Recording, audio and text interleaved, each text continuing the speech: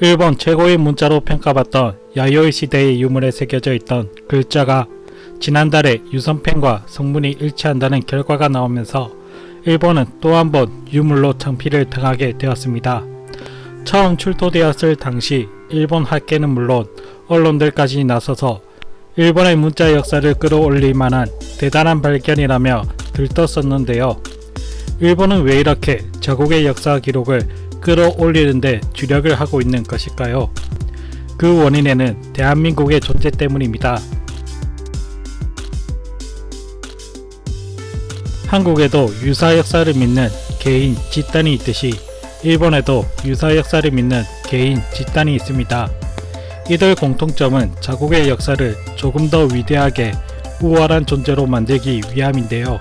다만 한일 두 나라의 차이점이라면 한국은 왼쪽 진영에서 일본은 오른쪽 진영에서 활동한다는 것이죠. 한국은 식민 지배를 당한 역사 때문에 그 현대사에 대한 컴플렉스가 많은 반면 일본은 반대로 한반도 도레인으로부터 시작된 일본의 역사에 대한 고대사 컴플렉스를 가지고 있습니다. 이것은 일제강점기 식민제국 시절부터 극심해졌는데요.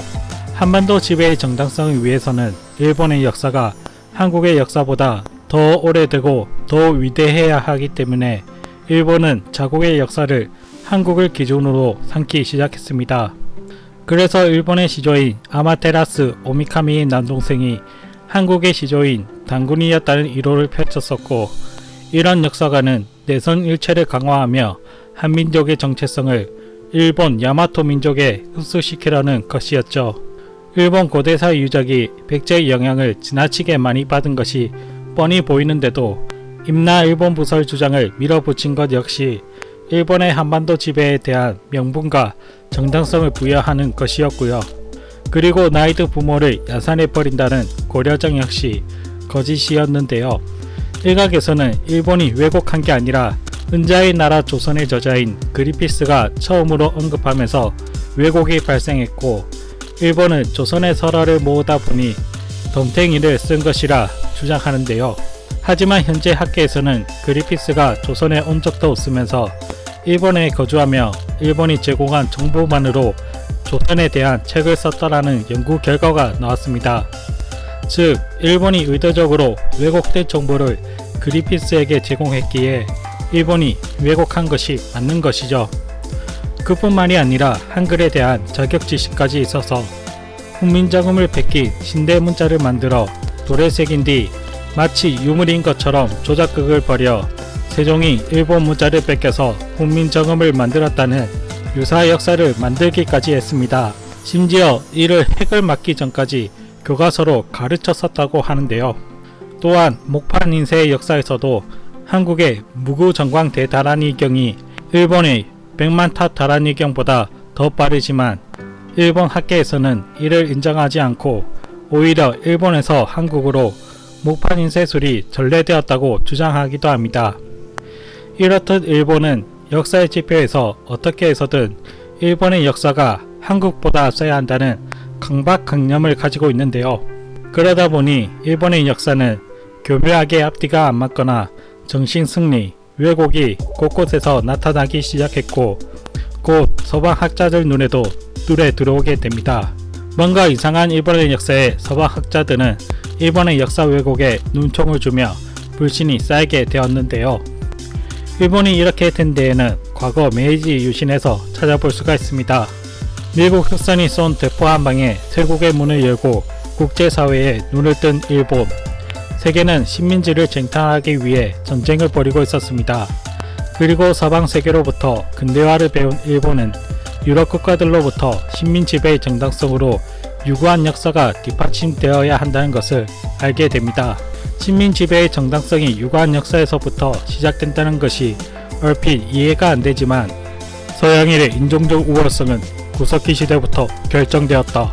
아슐리 안테스키 하나에도 백인 우월주의가 학계 통솔로 통하던 시대에 아시아에서 유일하게 제국을 건설한 일본 입장에서는 유럽의 선사 역사에 비견될 만한 역사가 필요했습니다. 그래서 일본은 고대사 왜곡이 안 먹히자 아예 눈을 선사 시대로 돌려버리는데요. 그래야만 타라 입구, 일본이 유럽과 동등해질 수 있었기 때문이었죠. 그런데 1977년 주한미군 공군 상병이었던 그렉 보웬이 한탄각에서 유럽에 나 있던 주목도끼를 발견하자 모비우스의 백인 우월주의적인 학설은 단번에 폐기가 되어버렸습니다. 그와 동시에 한국은 세계적인 전기구석기 문화유적지로 인정받게 됩니다. 이를 지켜보던 일본은 배가 아플 수밖에 없었는데요. 한반도에 주목도끼가 있다면 일본에도 반드시 있어야만 한다. 주목도끼는 단순히 돌을 깨어서 만든 찌개와 달리 깨어낸 돌을 갈아낸 가공 과정을 거치기에 일반 찌개와 달리 상당한 노동력과 기술력을 요구하며 또한 도구의 활용성이 상당히 높아져 석기시대의 전환점으로 삼아지는 유물입니다.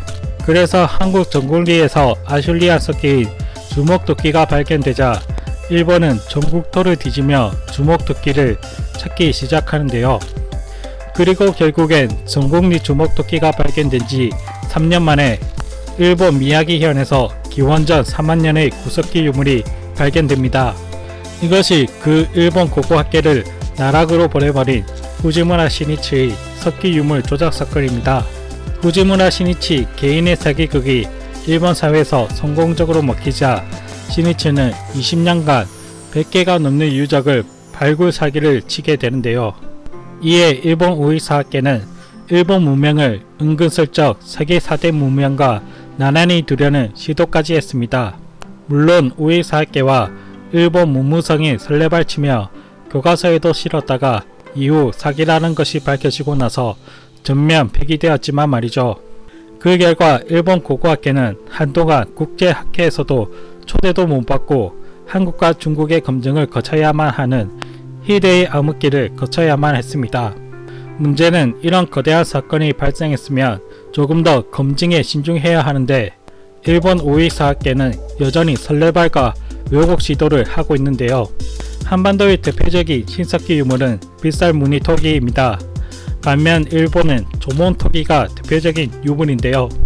그런데 규슈 지방에서도 빗살무늬 토기가 발견되자 누가 보더라도 한국의 빗살무늬 토기가 한국과 거리가 가까운 규슈 지방에 영향을 준 것으로 추론하지만 아직도 일부 일본 학자들은 정반대로 조몬토기가 남하하면서 빗살무늬 토기로 변형돼 한국으로 건너갔다고 주장하고 있다. 일본은 그동안 수많은 역사를 침략, 지배, 약탈을 위해 왜곡해 왔습니다. 그리고 지금은 근현대사에서 발생한 일본의 치부를 교묘하게 숨기고 아름다운 역사로 왜곡하려는 작업을 하고 있죠. 얼마나 치밀하게 왜곡해 왔는지 일본 젊은 사람들은 2차 대전 당시 일본이 나치 독일이 아니라 미군과 함께 나치 독일에 맞선 연합국이었다고 생각한다고 합니다. 과연 일본은 언제쯤이 되어야 역사에 바로 설 것일까요?